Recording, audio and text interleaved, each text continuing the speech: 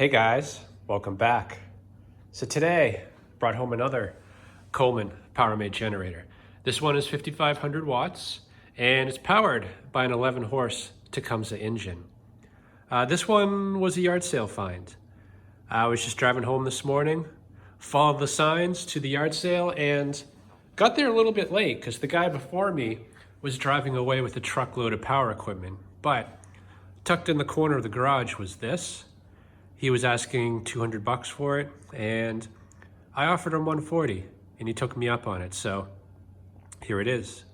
Anyway, this may have been stored properly. The tank is empty and dry, and the person selling it said it ran fine the last time he used it, which was 2 years ago. So yeah, maybe this will be easy. Anytime I say that, I'm usually proven wrong. Now, the obvious issue here that needs to be dealt with probably first are the tires. Both of them are off the bead, and it makes it pretty hard to move around. So I'm gonna get those on the bead. We'll check a few basics, and if everything checks out, we'll bring it outside, pull that cord, and see what we get.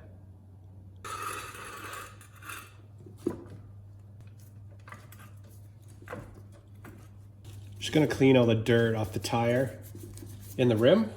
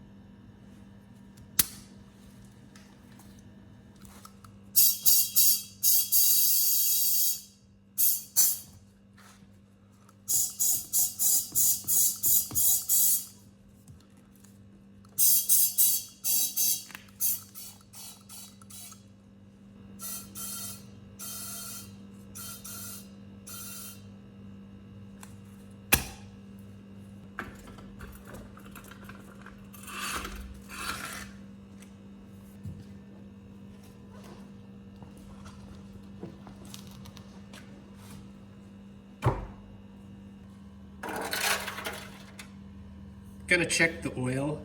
The fuel valve was actually left on, so the empty tank potentially is a bad thing if it all went into the crankcase. So I put a tray here just in case.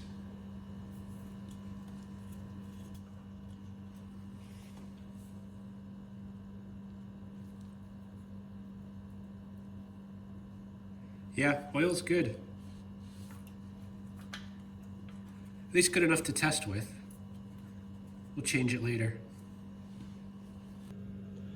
Something else I like to do on stuff that's unknown to me or something that's been sitting for a while is check the governor arm. Make sure it's connected, in this case it is, and more commonly, the throttle plate on the carburetor usually becomes gummed up and seized. And the resting position is full throttle. So if I were to just start this and this was seized, the engine would race out of control and most likely blow if it's not shut off promptly. Anyway, to test it, it's pretty easy. You can just push the governor. In this case, this way should close the throttle.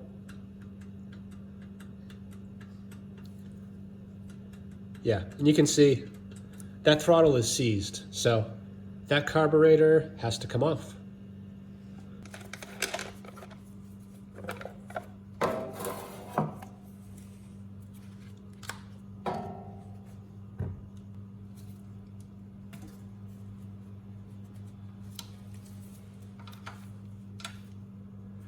A rookie.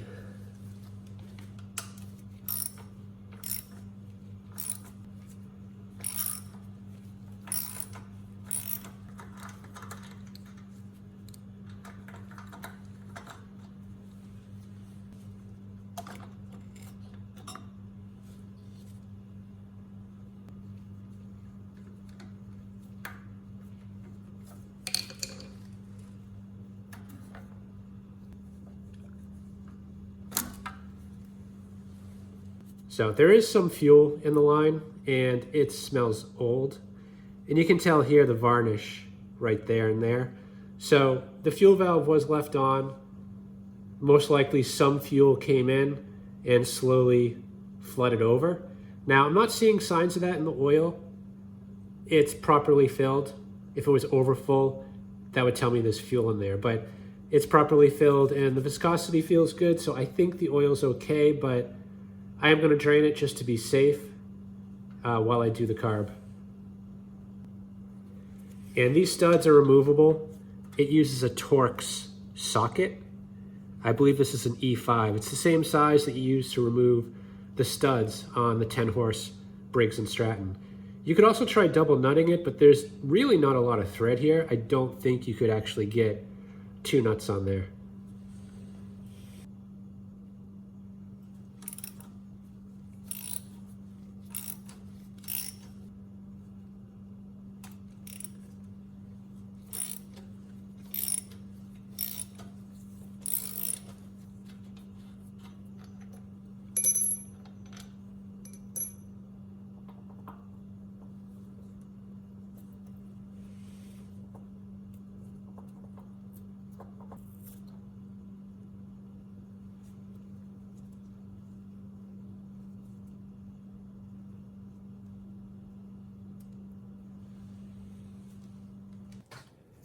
Okay, this thing smells pretty bad, so I'm not expecting it to look too good.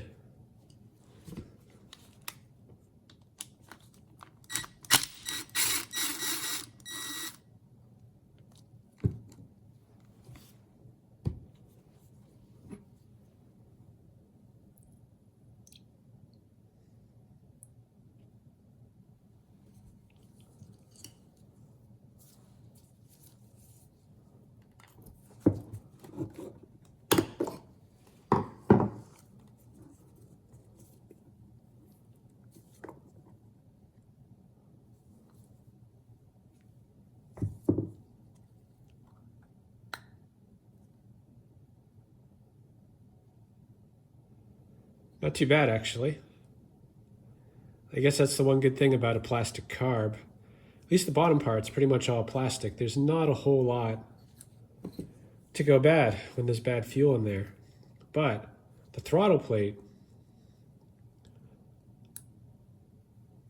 yeah, it's just varnished up. So a few minutes in the ultrasonic, that varnish will all be gone. Plus the body could use a cleaning. Just gonna run through everything with a wire and a brush and make sure it's clean.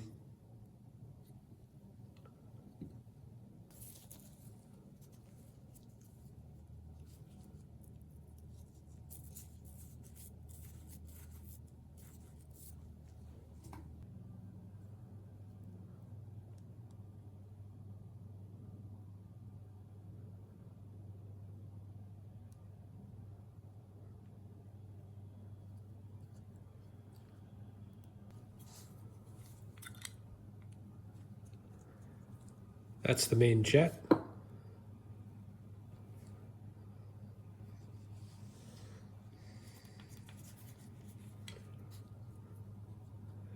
And it's not completely clogged, but that opening is pretty reduced, so it would not have run very well.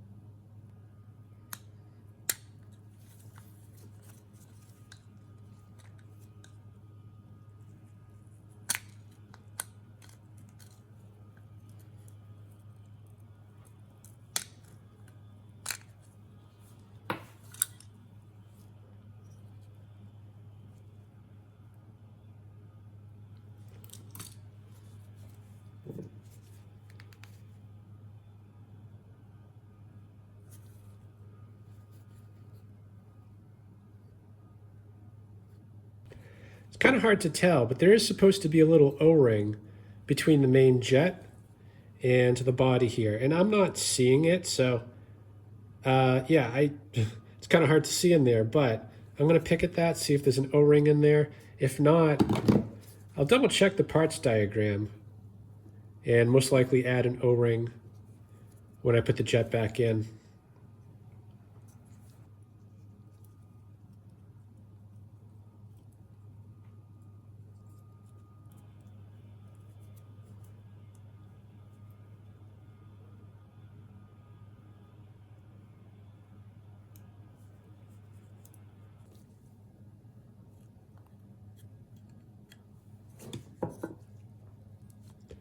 And there's the O-ring.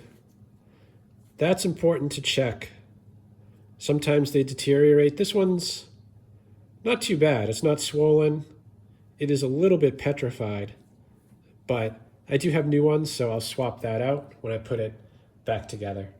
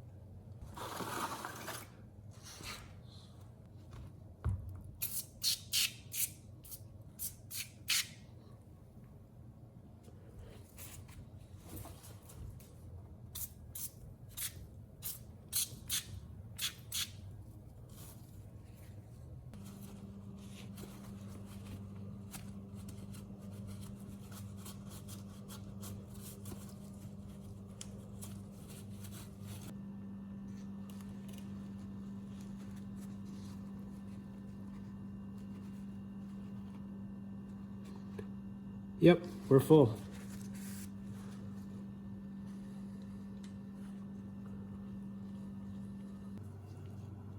I cleaned up pretty well, and most importantly, throttle plate works the way that it should. So I'm going to start by reassembling the float bowl, and starting with the main jet and a new O-ring. So that's the new O-ring there. Here's the old one. You can see it did swell up a bit, but not enough to impact kind of the function of that main jet. I'm going to use just a bit of WD-40 to wet the O-ring to get it to stick, hopefully, to the main jet while I slide it in.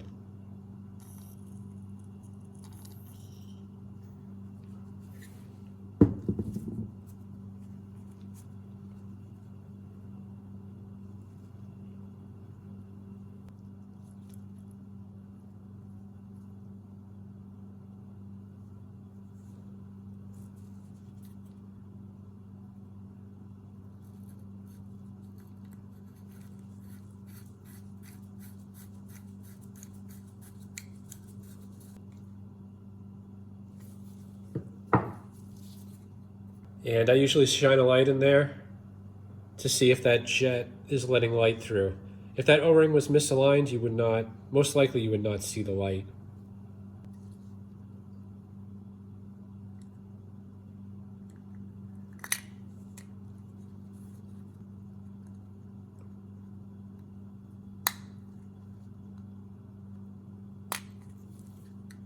Just going to test the function of the needle and seat. Like this, it should allow air through, and when up, it should stop.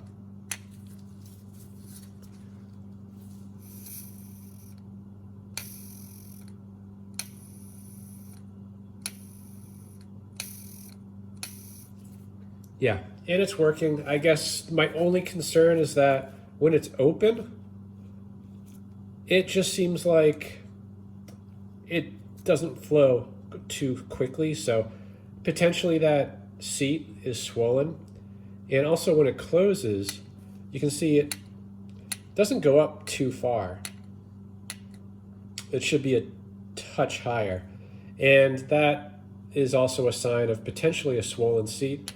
Unfortunately, I don't have any more right now, so I'm going to run with it like this, but I am going to order a new needle and seat.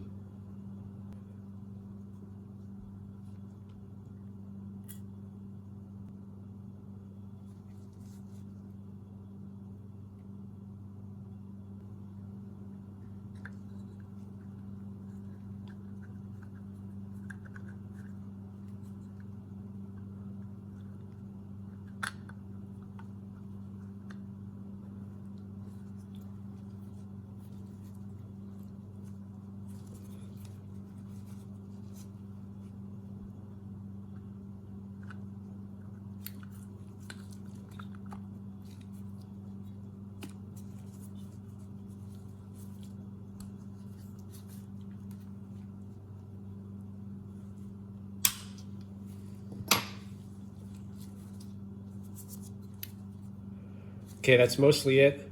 I did lose the gasket coming off. It tore. So I do have a new one. I'm just going to get this one off.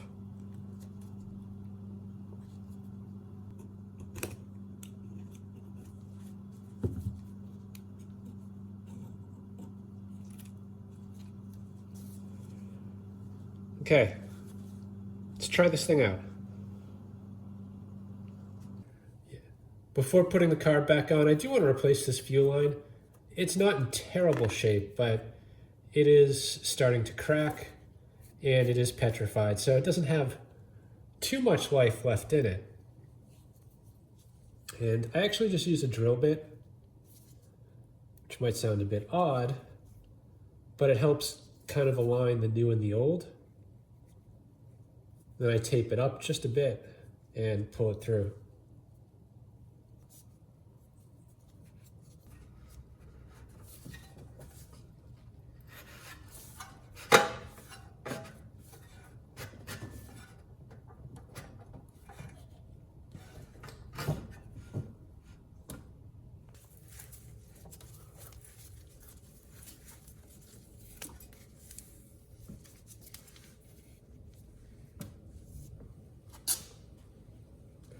Yeah, I'm just going to replace everything. New filter, new valve, all the way up.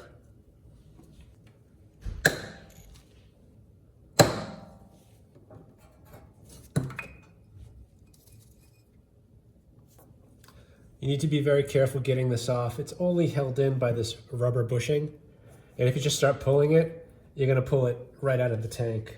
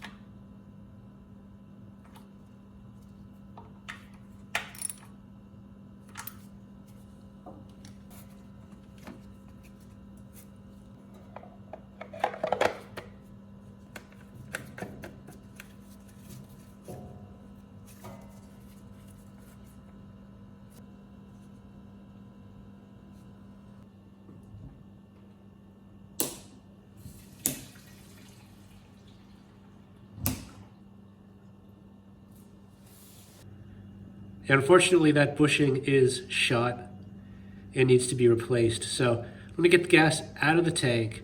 We'll just run it off the test tank for now. Okay, the fuel's out of the tank. I'm just gonna pull it off. It's gonna have to come off anyway to get that bushing replaced.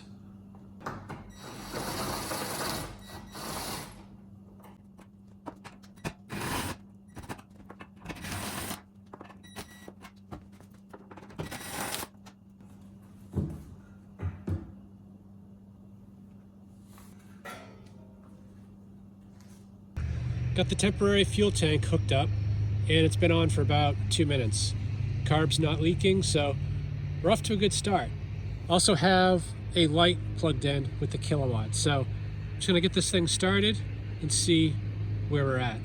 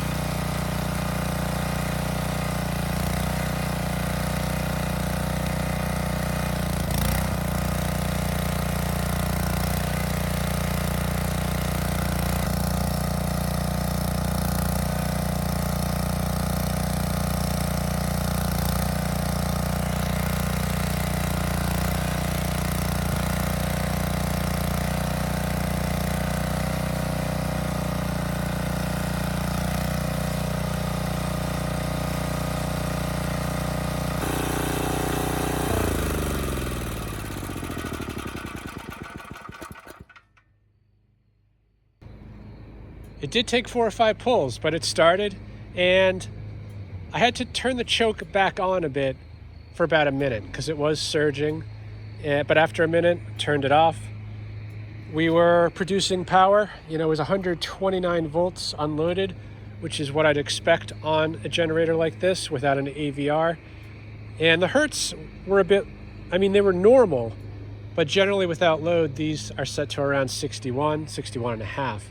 This was at like 60 and a half, maybe a little lower. And even loaded up with 3,000 watts, it held its speed very well. It was still close to 60 hertz. There was a bit of hunting under load, and I think I can attribute that to the governor setup. You know, this governor rod doesn't have a spring to hold things tight. So I've had that issue a lot with these, where they hunt a bit more than they should. So I'm gonna add a spring just to help it out. And then I'm gonna restart it and make sure everything's good. I'm running out of daylight quickly, but this is the spring here that I'm gonna add to that linkage. And I've done it before, actually. I'll link to that video up above, but the idea is there's a little bit of slop between the governor arm and the throttle plate. And as these things age, it just gets worse. So something like this you find on most engines to kind of negate that problem. So this one isn't really surging or hunting bad, but it is probably just a matter of time. So I'm gonna add this spring, we'll start it back up, just make sure we're good and bring everything back in. Well, the sun is set. Still got a few minutes of light. So that spring is installed. Not that you can see it, but it's right there.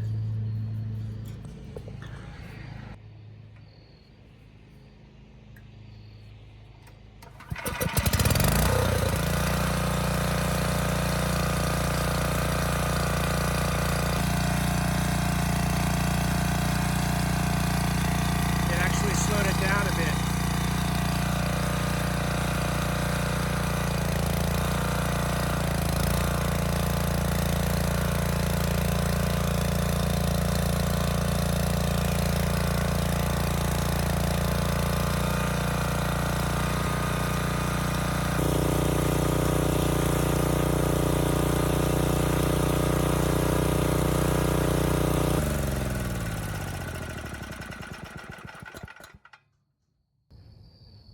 I think I'm out of time. It's getting pretty dark, and I tried adjusting the speed, but it's just getting too dark. So I'm gonna bring this back inside, get those parts ordered, and we'll resume this in a minute.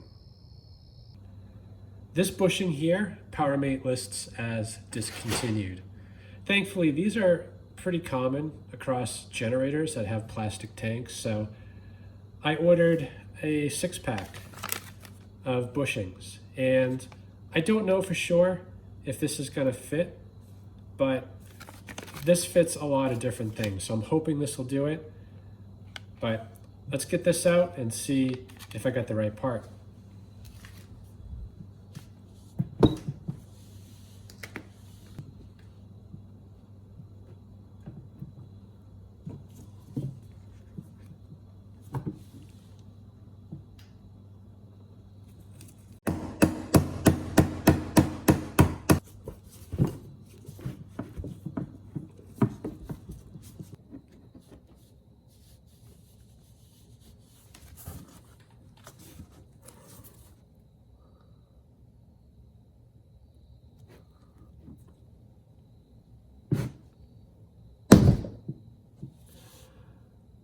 That was tough. That was a bit more involved than I thought. Usually they're in such bad shape, they just crumble and pull right out, but not so much the case. This one actually is still pretty flexible. Anyway, the new ones, they measure at 33/64, which is 0.515 inches. So I'm just gonna double check the opening and make sure we're in the ballpark.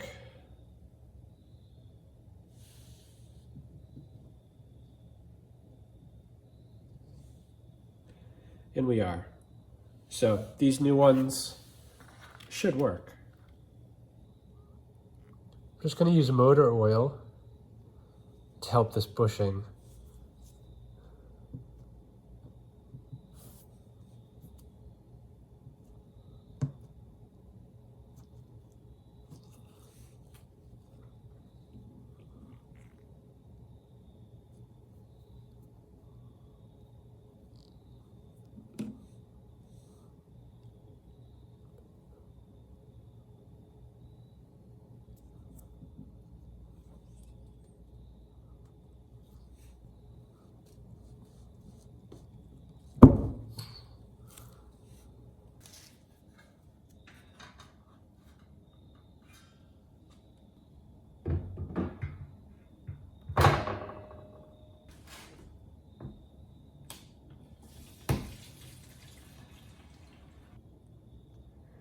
Good. It looks like that bushing fixed the issue. So no more fuel is leaking.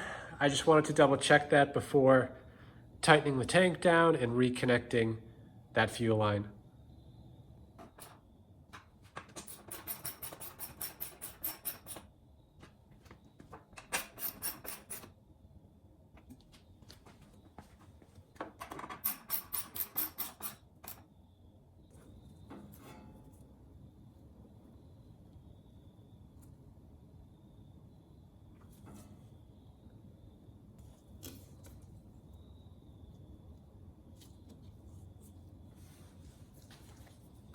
So we got the kit, comes with both a needle and a seat. So everything I need is down here in the bowl, so there's no need to take the carb off. Removing the bowl is all you need to do.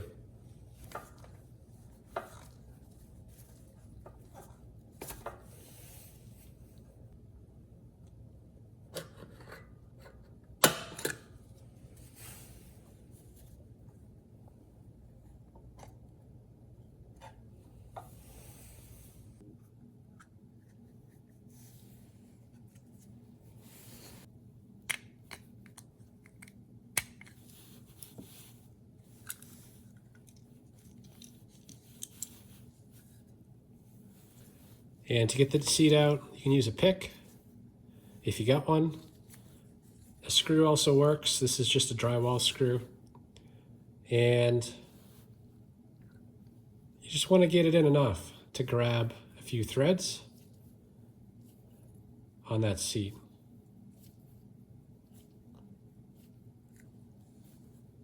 And that came out very easily.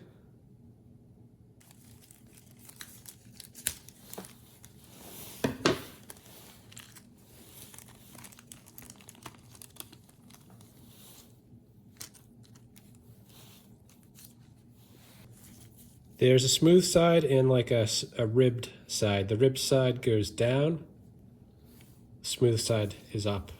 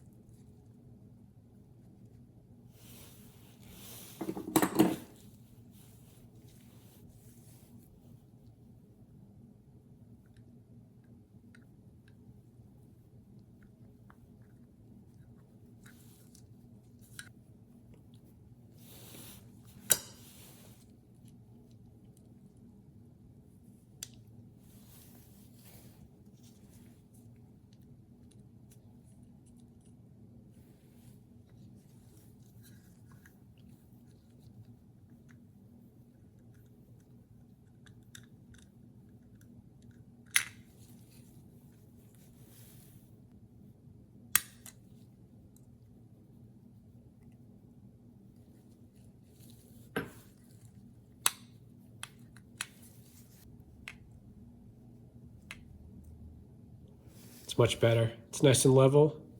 You know, before, with the old seat, it would only go up about maybe to there. So, yeah, big improvement.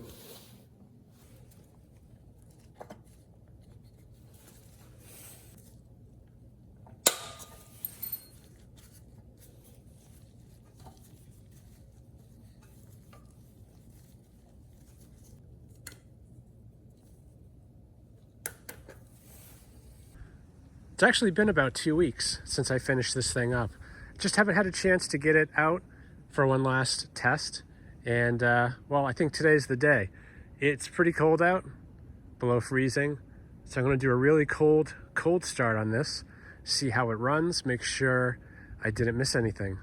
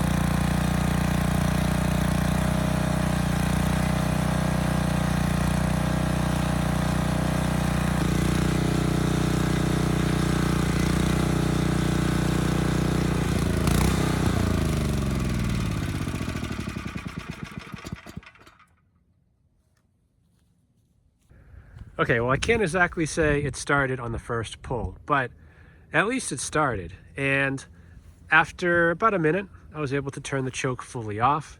The engine was running smooth, generator head's making power.